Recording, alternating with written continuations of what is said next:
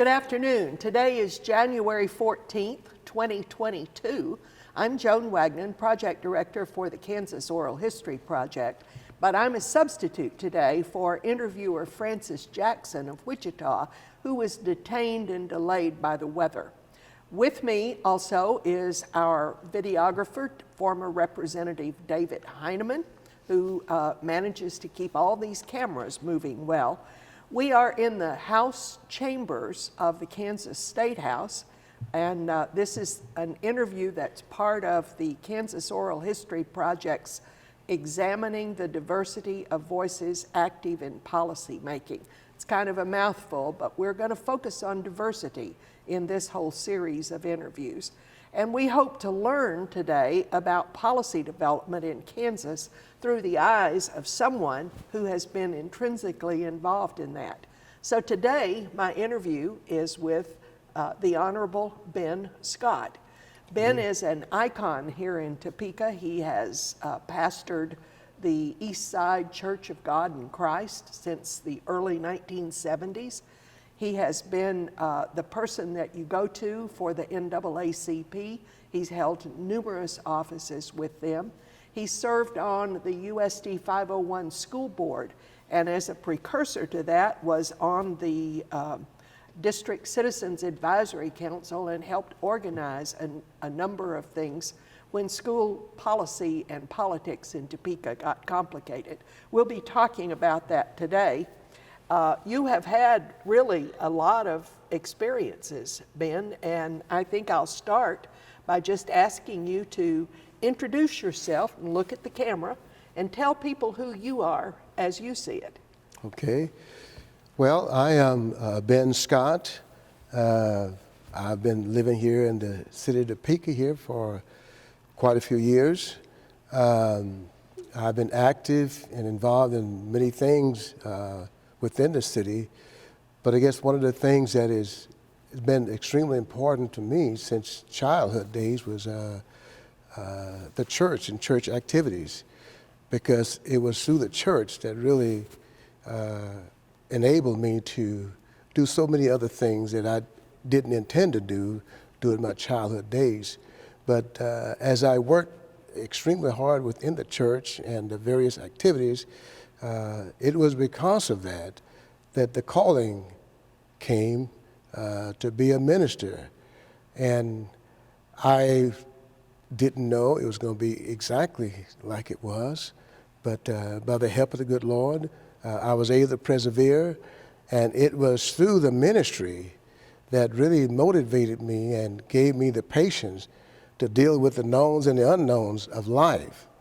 And it was because of that caused me also to get involved in so many things within the community, and which was a part of my daily life as an activist, because I've been an activist since I was very young, and there's many things that happened during those years. So it was because of that allowed me to get involved in many issues, and I've always been concerned about our schools and about our communities, and it was in the early 70s that I got involved with some school activities.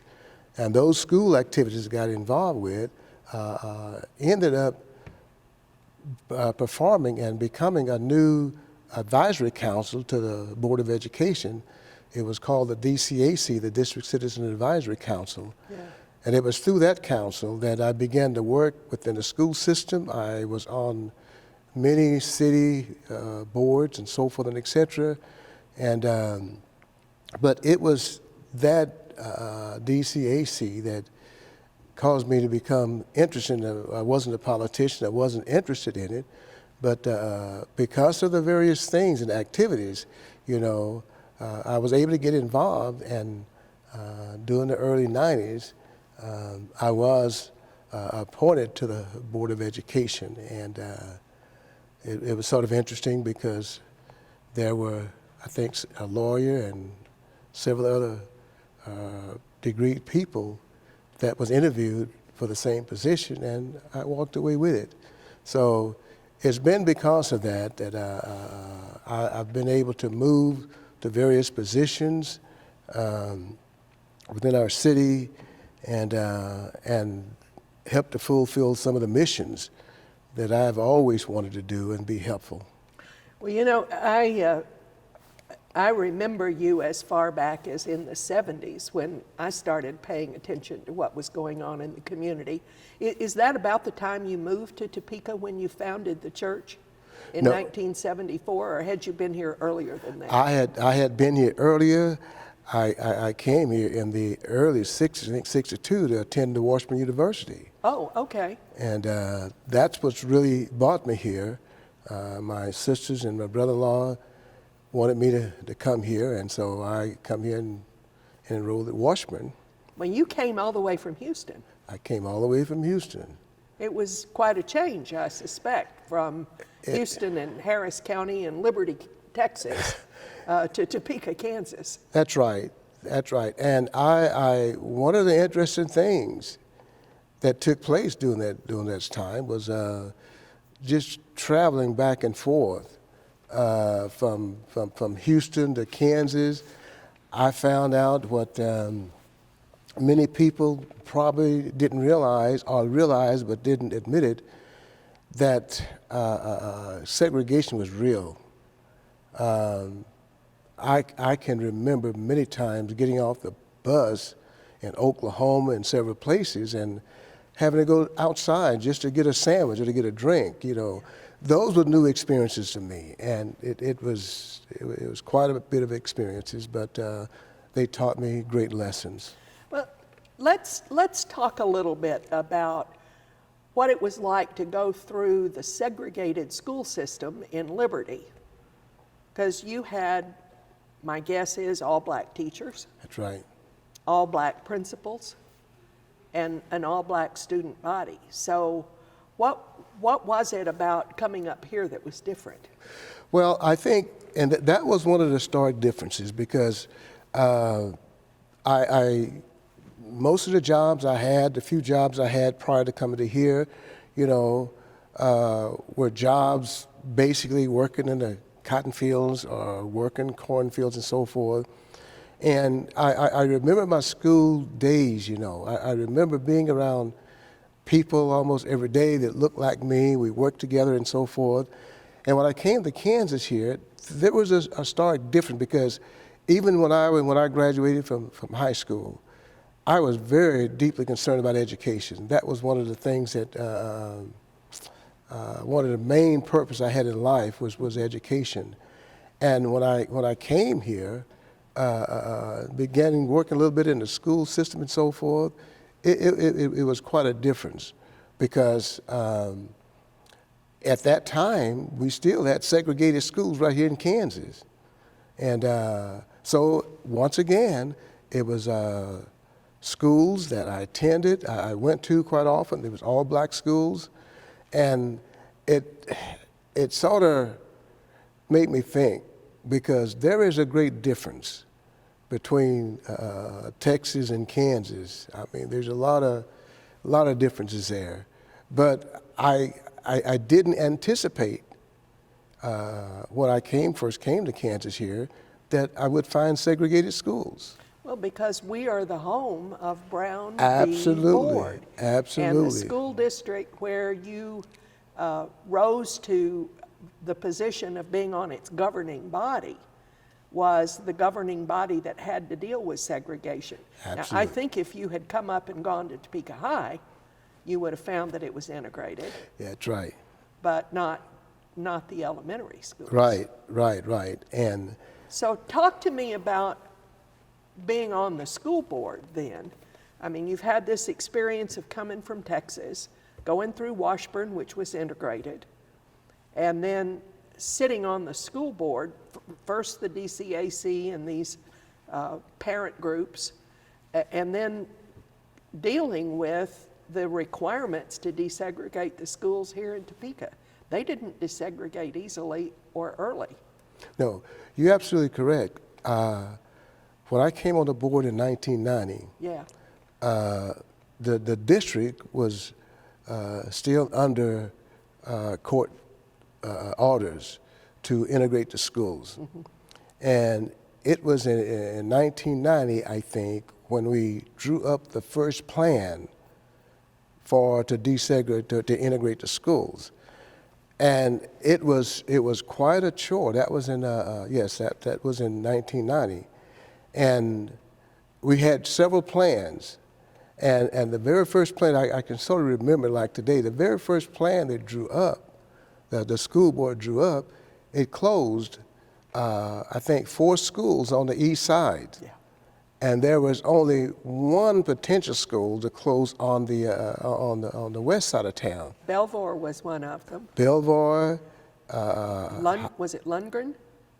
No. It was Belvoir, Highland Park North, yes. Highland Park South, Lafayette. Lafayette's the one I was. Yeah, and what had happened when we sent in that first plan, you know, Sherman Parks and I, we were the two that looked at it, and we found out that all of the burden.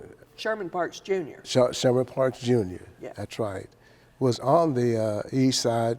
You know, the kids on the east side had to bear all of that. And what happened, and I think in 1993, I think it is, because it was it was 1993, I think. Sherman Parks and I, we went over throughout the community, you know, talking to people about it and everything. And many of the people, these were white and black, they felt the same thing, you know, because they heard it, but it wasn't a reality to a lot of people, you know, because it was just like these are black schools. They were lower performing schools, okay? And they used that, I think, and I was on the school board, as a measurement to close them. But when we talked to people in the community, they saw it different. How different? How did they see it differently? Well, basically, they understood that it didn't look right the first place. It didn't look right. It didn't look right. When you look at it on paper, you know, it didn't look right, because all the movement at that time would have been on kids on the east side of town, because what they would have to do to integrate other schools on the west side, they had to move them. We call it M-to-M transfers. Yeah. They had to move them. So Busing, absolutely. So Sherman Parks and I, we drew up a plan. We got a lot of support all over the city for the plan that we had drawn up. And one of the most interesting things that I've ever experienced in my life was when we went to court, in the federal court. Judge Rogers was the judge, and we submitted our plan to Judge Rogers. Judge Richard Rogers. Yes. We submitted to him, and he looked at it, and he told, I can't think of his name, but he told the lawyer for 501, he said, I've been hearing some good things and so forth, but there's some things about this plan. He said he wanted you to take a look. He wanted them to take a look at. And what it was, you know, it was a fairness. It was a more balanced plan, you know, and it shifted the burden, you know, on each side of the town for kids. And so once we presented our plan to him, we wanted to testify before the court. Our school board president wouldn't allow us. Who was the school board president at that time? I'm sorry, not the school board president, but the lawyer for the school board. Okay. And I'm trying to think of his name. That's all right. We'll look it up later. Yeah. Okay. He would not call us to testify. Yeah. So what's interesting about this is that the lawyers on the other side, they called us. They gave us that opportunity that we can come and present something that I never seen it before. But we was able, because they called us and so forth, we was able to present our plan. So that's how our plan was got in place, and that's how we, the school board, we as a school board, we had to come back and look at the plan that we submitted, you know, and make some adjustments. And what happened, we closed Crestview, we closed Gage. Yes. We closed the school I'm trying to think of the others that we closed. I can't think, for some reason, I can't think of them now. And I can't seem to remember them either. I thought I'd never forget that. Right.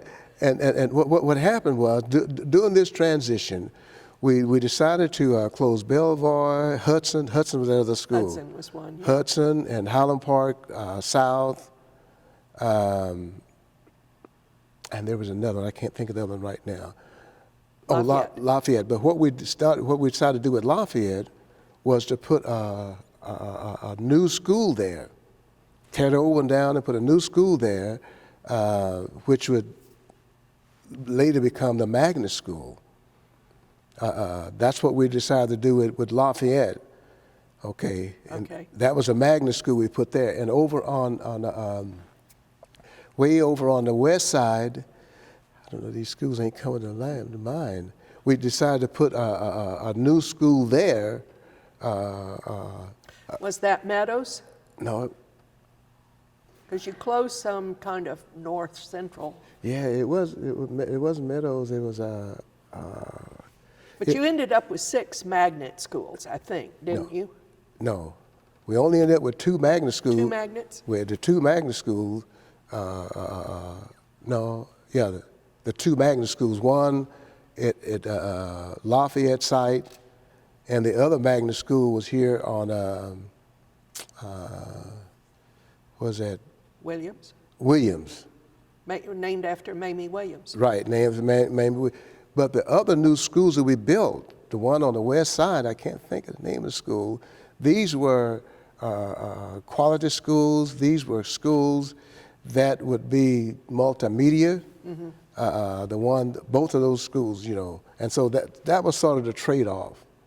And but the only thing, when we got the 2 magnet schools, one of the purpose and the plans was to draw kids from the west side to the east side. Okay. Did that work? It did not work. Yeah. Are you surprised? Yes, I was surprised. As a board member, I was surprised because those schools, those magnet schools, were the greatest schools almost in Kansas. Yeah. We put so much into those schools, you know, to make them accessible, to make people want to come to them. But and we thought sure that because it was a science school, one was a science school, and I forgot what the other one here is upon the Williams was. But they had themes that we felt would automatically draw kids to them. And so we thought sure that we'd get the gifted. If we could have got the gifted kids to come into that school, it would have helped to mitigate the racial balance there. Yeah. So the whole thing was about numbers. Numbers. Now, was Sherman Parks Jr. on the school board before you were? Yes. So was he the first African American on that school board, or do you know who was the first one? No, I don't know because I know Joe Douglas was on there. It was Joe Douglas, I bet, who was fire chief. Yeah, I think either Joe Douglas or the other gentleman, I can't think of his name now, but I think it was Joe Douglas, I believe. I want to think it was Joe. Right. So Topeka has a history of going back into the late 60s and certainly in the early 70s of beginning to appoint or find African Americans Right. to serve in some of these positions. Right. So you were not the first, but you certainly were at an important time when desegregation depended on loss of federal money. What other were the consequences if you hadn't gotten your plan passed? Well, I think, number one, 501 would have still been under court orders. Yeah. If the plan hadn't passed. And we didn't get it, and really, even all the maneuvering with the new schools and so forth that we put together, you know, that still didn't racially balance the school because they had a threshold, you know, 40, 60, I think, no, it's 45, 55, I think, at some schools, and then they had a different, you know, but we also had to work out the teacher ratio because at that time, one of the reasons why we could close Gage, because at that time, I don't think Gage had any black staff at all. Probably not. And, but that was one of the big sticking points, was trying to get it racially balanced, you know, for the courts, because everything we was doing, it was doing for the courts. And really, after all we've done, you know, we thought we had the schools pretty much managed, you know, but it wasn't until 1998 and 99 that the schools was declared unitary.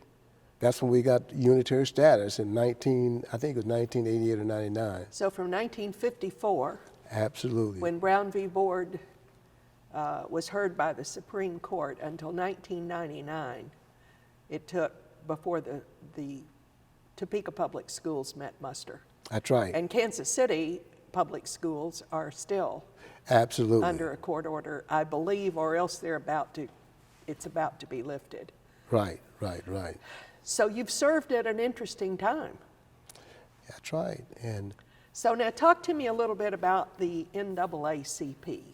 What led you to think it was worth your time as a volunteer to work with the NAACP? And what do you look back on and see as some of the things that the local or larger NAACP accomplished? well, I think the NAACP was, at that time, was one of the only organizations that blacks had that they knew they had a voice. Mm-hmm. And because it's a national organization, you know, there was always the possibilities of looking at issues statewide, mm-hmm. and getting support from the national, you know, to get those kinds of issues implemented. And one of the big things as part of the NAACP, from the time I can remember, even up until now, one of the big issues that we had to deal with was racism. Yeah. And the other thing that we had a real problem with was jobs, okay? And we had some problem with getting teachers. This was back in the 80s. And I can remember us doing some things, you know, working with the board at that time. And at that time, if we could find people, you know, that was qualified to be teachers. At that time, they weren't hiring many people from out of town, as I can recall. Mm-hmm. And so we were able to put some things together. And I remember Superintendent Dr. Edwards. Mm-hmm. He was very helpful. Now I think he was just come to help deal with the getting the school integrated, because he wasn't here that long. But it was through his efforts that we were able to get more black teachers within our school system, because that was one of the things I can remember back in the 80s when we looked at the number of African American teachers, you know, and weren't that many. And one of the things that the NAACP felt so very important, and I was really dear about it, was that we wanted teachers that looked like us. And that was one of the cries back then, you know. Mm-hmm. And I remember when I first came on the board, our teacher ratio wasn't that great, but it had improved. And in 1990, one of the remarks I made on the board about teachers, I said, I feel like that a black student could go from the kindergarten through 12th grade and never experience a black teacher. It was true. It became a reality, you know. I mean, people didn't look at it in that form, you know, because we're looking at teaching, so forth and et cetera. But my point is that I felt it's important that black kids should be able to have black teachers. A lot of it had to do with my bringing up, because that's all I had was black teachers. And I know how important they were. And so that was one of the big issues that the NAACP dealt with.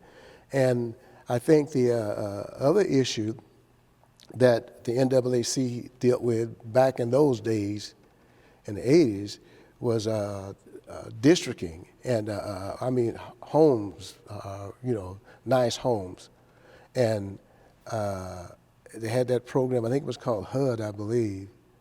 Mm-hmm. And it was out in Parish Edition. You probably don't know Parish Edition is out in the No, I don't know it. Okay, and it was just nothing but a lot of little black homes out there, and that's really, you know what a Boys and Girls Club is. I certainly do, That just off Adams Street. Yes, and that was parish tradition all through there. Okay. And that was one of the things that the NAACP worked on, and we've got HUD to come in, and they put a lot of new homes out there, you know, displacing people, but a new home. But that was one of the improvements that we began to see in the city, and what it resulted in black home ownerships, because most of the time blacks were just renting. But I think it was during that era I can remember that it produced home ownership for blacks. The other thing that the NAACP had worked with during those times, and it didn't come a light for me until the early 90s, and that was racial profiling and the criminal justice system. And that was one of the things that I was very, very much concerned about. And one of the committees that I served on while I was here in the House was I think is affairs, what is it called? Federal and State Affairs. Federal and State Affairs. That was one of the committees that I served on, and that was one of the issues that I think I testified before the Senate on one of those, I think it's SB 2282, bills on racial profiling. Yeah. And but I think the NAACP has been very active in those kind of issues, and I know those are things that was concerning to me. And I think the other thing was, and I've always been concerned about our schools, student achievement, and teachers. One of the things that the various committees that I helped with and worked on while I was here was to provide more money for our teachers, because I knew I was right there. I looked at the figures every week. I'm looking at the figures, and we had the lowest paying teacher's salary. Yeah. I knew in the state, let alone any other places, and that was one of my main concerns, was to make sure that I sit in the classrooms. I volunteered in the classroom with teachers. I saw them firsthand bringing in clothes, bringing in food items for kids. I couldn't believe it. Yeah. You know, those things happen. That's reality. And this happened many times. You go into elementary schools, teachers would work. They had a clothing bank. They bought that thing into place. They would bring food and so forth to the kids. And so, to me, they were underpaid. So that was a concern as a part of the NAACP. And I did that the same thing when I become the vice president of the state. Those are issues that we still worked on from the state NAACP. So housing, affordable housing, home ownership, employment at a living wage. Yes. And protecting people's rights and fairness in the criminal justice system. Yes. Is that sort of that's outlined? Yes. What you all were doing? Yeah. I've got your profile here that I pulled off of the Kansas Legislative Services Directory. And it says that you were elected to the legislature, to District 58 as a Democrat, and you were on the Insurance and Financial Institutions Committee. You served on local government, which is good, and you served on federal and state affairs, which deals with all a wide variety of things, from sin and gambling and all of those things. So, but you were only here 2 years. That's right. So all of this activity from the school board, the NAACP, these various and sundry committees that you served on, and your work in the church led you to think that sitting here in this chamber and being able to enact laws was a good thing. Is that correct? That is correct. So what were you hoping to achieve here? I know what you wanted to do on the school board. You were trying to get it a better desegregated. But what were you hoping to do here? Well, one of the things that I hoped for when I got elected to the House, and I talked with people in our district, you know, the 58th district and so forth and et cetera. And one of the things that I'd really hoped for was some changes to the criminal justice system. Okay, let's talk about that. And when I came, I was concerned because of things that happened to me. You know, as a citizen, I tried to do everything right, you know, and so forth. And I can tell you, being racially profiled is one of the lowest things that you can experience in lifetime, you know. And it happened to me many of times. And because of that, when I came here, I wanted to do everything I possibly could to see some changes come in those areas. Not only the criminal justice, but also for the juvenile justice, because I was both of those are dear to me, the juvenile justice also.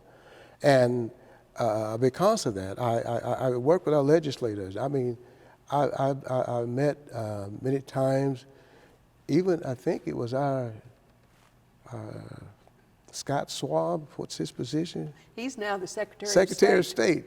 But he was a legislator in this body when I served. Yes, yes. And so he and I, we worked together good, you know. And I was able to work with them on this criminal justice bill. We had testimonies come from all people, you know, and everything. And I shared my experiences, you know. And I was so thankful because they heard what I was saying, because it wasn't a story, it was reality. And many changes has taken place within the juvenile justice system. I think there should be a lot more. And if there are people that's pushing the issue, I think there will be, because this is a nationwide issue. Criminal justice is nationwide. And because when I think about the many black lives that was lost, useless, you know. I mean, it hurts right now, you know, to think of, if you're out there criminal, you're doing things, you know, and something happened, that's bad, but it's not as bad as somebody that's got some bogus cigarettes, you know, and life is taken just because of something like that. So the criminal justice system was very dear to me as time I served here, and the other one was the juvenile justice bill. Yeah. And that was a bill that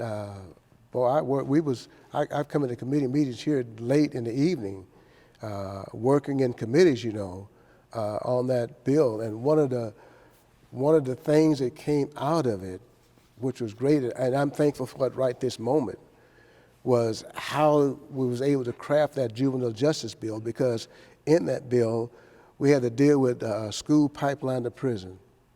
Good. And that was one of the things through that bill. They was able to, we was able to put more money into it, so that there was outside programs that could serve kids prior to coming to the juvenile detention centers here. So that was one of the main things that I really felt good about, was getting that juvenile justice bill passed, because it's still doing great things, even though we're slipping.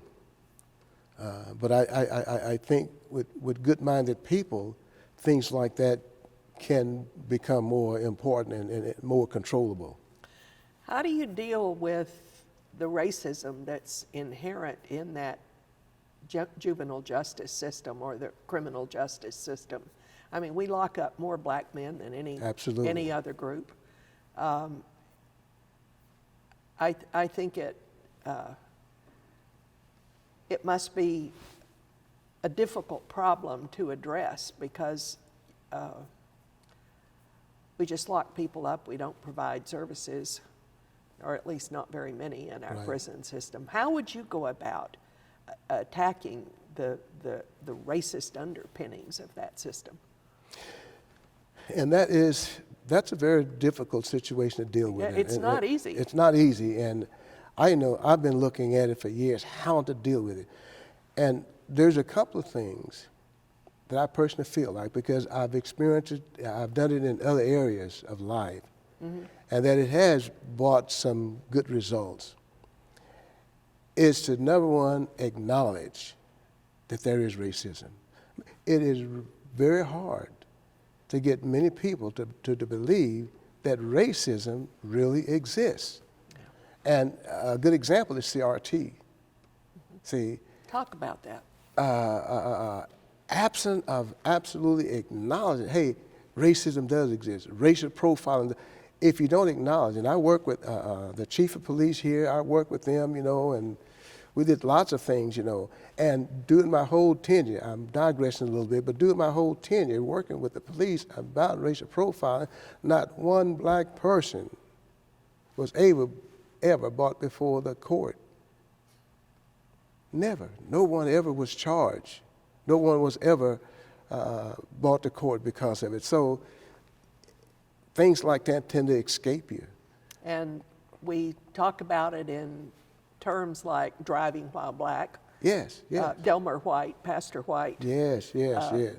In one of the series that we did on racism for the YWCA, talked about what it felt like as a black man to be pulled over and Yes. profiled, and and he had his family with him, and he Yes. was embarrassed, Yes, yes, yes. and it humiliates. That's right. So I don't know what the solution to that is, but I understand we probably need to find one.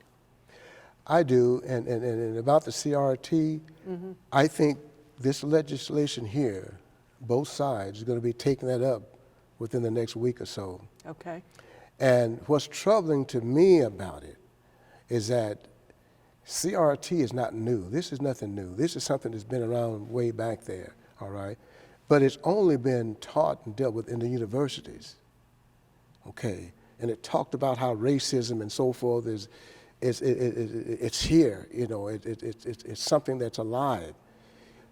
But it never have been taught in the public schools as such. And what is happening now with CRT is that we've got a lot of school districts and a lot of legislators is looking at it as though it's being taught in the schools, okay? And what's happening with that is they're looking at diversity, and they're looking at, there's a couple other things that they're looking at, and they're saying that that's CRT. It's not. Now, I've looked at several school districts that's dealing with this. They really don't want diversity being taught or dealt with within the school because they have termed it as CRT. And have put have shined a light on it. Yes. That you believe is inaccurate, right? Yes, yes, because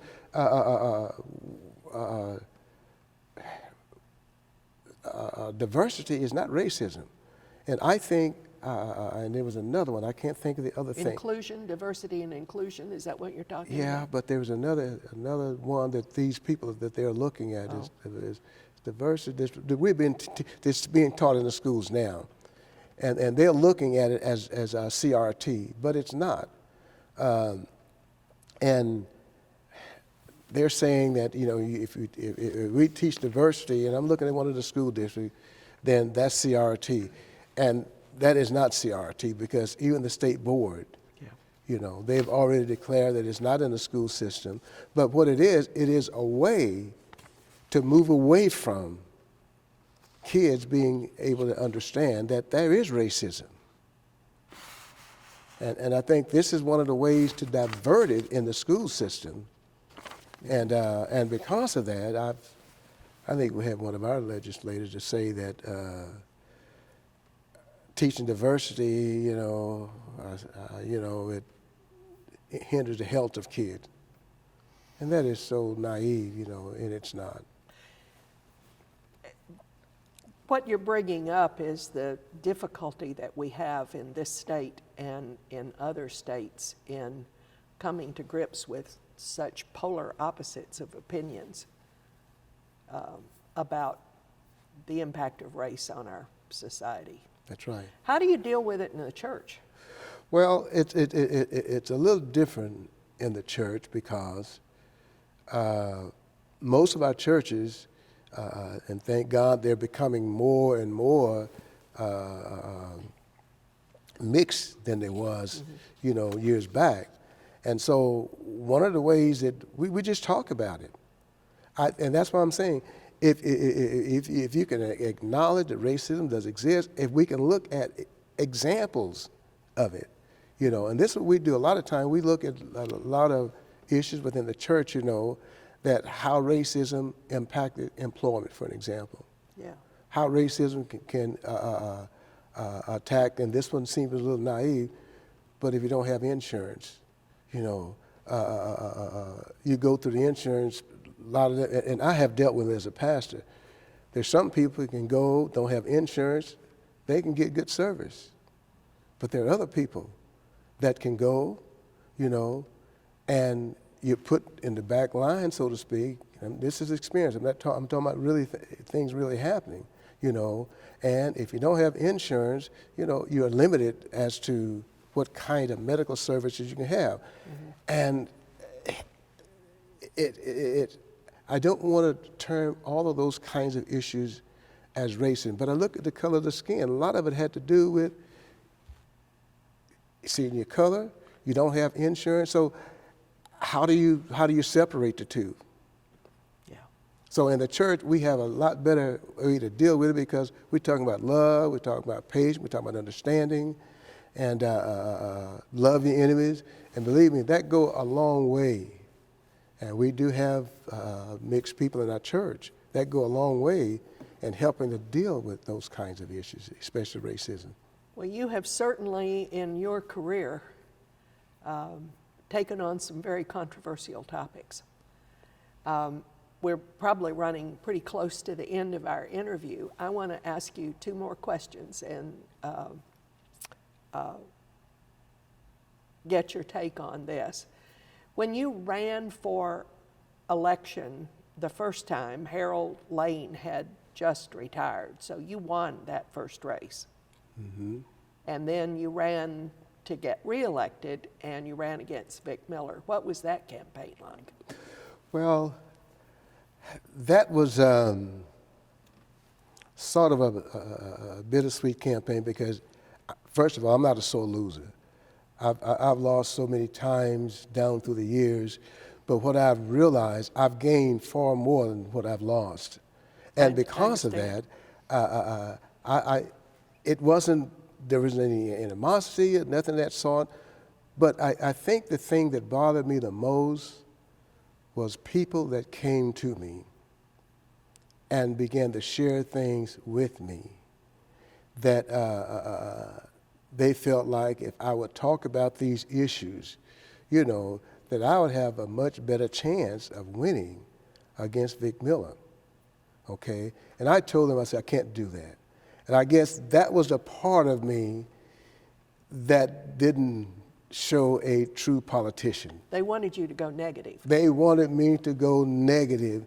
Yeah. And I've got, on my old phone, I've got people there right now on my old phone, that message is still there, telling me even things that they would share with me that he'd come by and say this, that, and the other.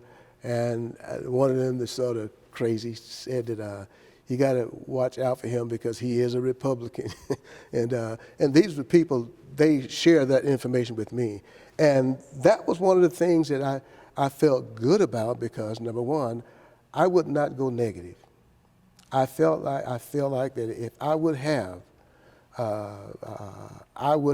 ran a either won or had a much better race because there were umpteen people that was piling on him. Yeah.